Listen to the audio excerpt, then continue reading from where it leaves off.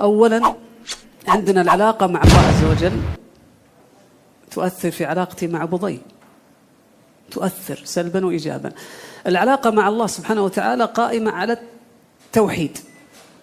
العلاقة مع الله عز وجل قائمة على الله لا يريد منا إلا التوحيد، العبادة، أن نعبده وحده لا شريك له. فالعلاقة مع الله قائمة على التوحيد، وهذا التوحيد لا يتم إلا بأمرين. الأمر الأول مسألة التعظيم لما يعظمه الله سبحانه وتعالى، ومسألة التسليم. فهمت العلة ما فهمت العلة، فهمت السبب ما فهمت السبب، سمعنا وأطعنا. فكرة أحس ومعجبني ومقنعني ليس هذا يوتر علاقتك مع الله سبحانه وتعالى. والعلاقة مع الله لها شيء تمده أنت وفي شيء نازل لك. فالعلاقة مع القرآن علاقة من الأعلى إلى الأسفل، والصلاة علاقة من الأسفل إلى الأعلى.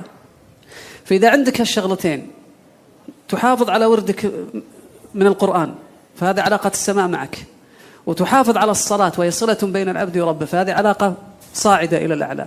فهذا من التعظيم والتسليم لله سبحانه وتعالى.